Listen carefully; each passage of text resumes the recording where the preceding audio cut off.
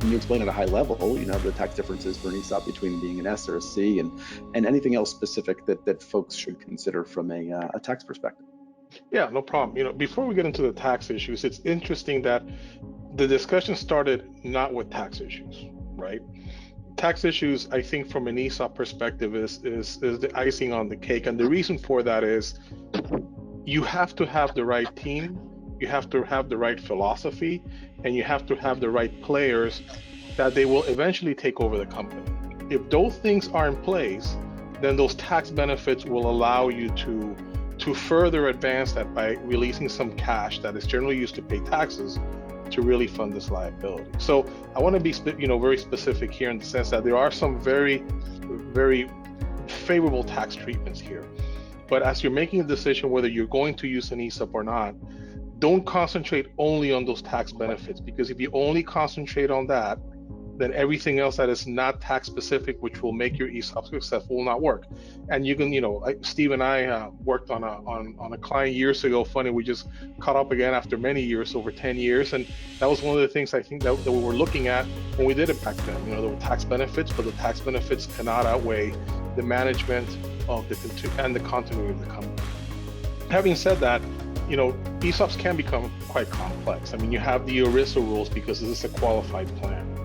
You have the income tax consequences to the company, and then you have a tax consequence to the selling shareholders.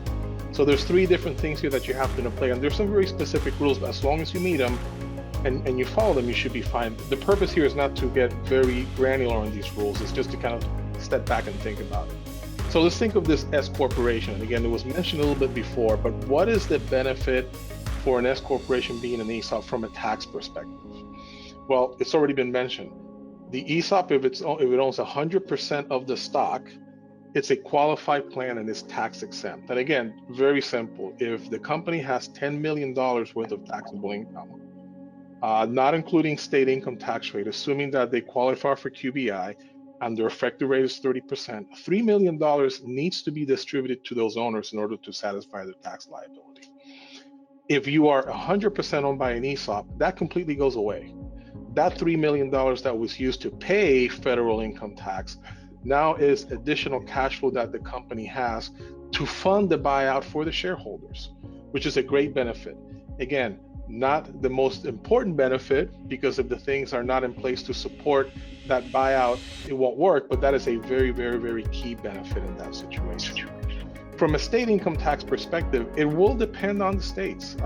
For example, New Jersey follows federal. So there is no New Jersey state income tax if your ESOP has most of the income allocated to New Jersey, but New York doesn't.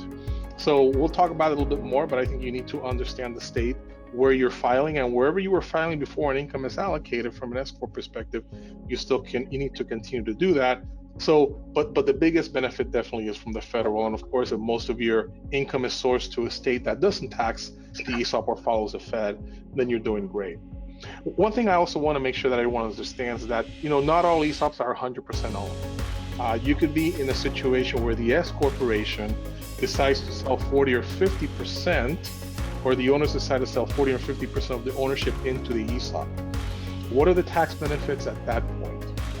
Well, as payments are made to satisfy that ESOP liability or the note, 25% of the participant's compensation can be a tax deduction, right? In an S corporation, that is limited to the principal and interest payment, right? So the principal and interest payment that is made to satisfy the ESOP note becomes a tax deduction, and to a partially owned ESOP, that is a great benefit, because otherwise you are allowing tax deductions to a certain extent fund principal payments and the buyout for the shareholders. One thing to keep in mind is that if you have that situation, which is partially owned, you still need to make tax distribution to the non-ESOP owners, and those distribution in an S corp situations have to be pro rata. And finally, the benefit to the selling shareholders is that right now, under the current tax law, the tax would be 20%, right? Because it's an active company, it's something that they're actively involved with, and they don't have to pay that extra 3.8%, what we call net investment income tax, that generally has to be paid.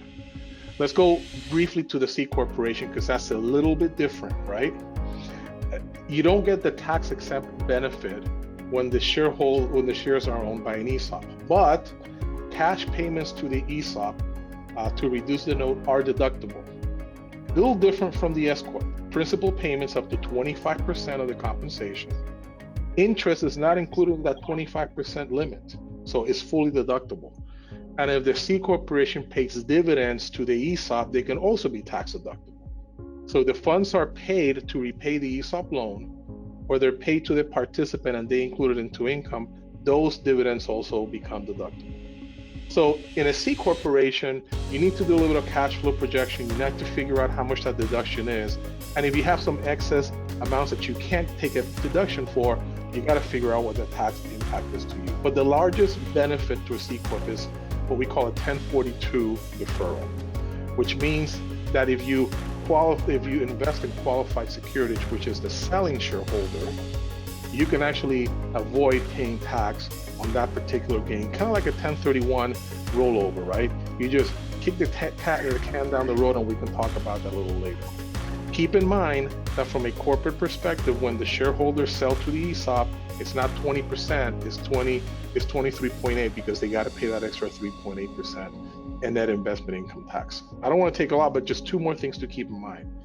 It's often for an S corporation to convert to a C corp right before the transaction. The primary reason for that is to take advantage of this tax deferral to the owners, okay? Keep in mind that once the C corporation the S corporation converts to C corp, you have to wait 5 years to go back to an S corp. Okay, one thing I want to make sure that everybody understands: if you have a C corp and you're not as much interested in this tax deferral, and you would like to have a tax exempt situation in perpetuity where that company never pays any federal income tax, when you convert that C corp to an S corp, there's something called built-in gains tax. Okay, so even though you become a tax exempt entity, any value to the assets, including goodwill or receivables if you're a cash basis, continue to be taxable when those things are sold at a later date.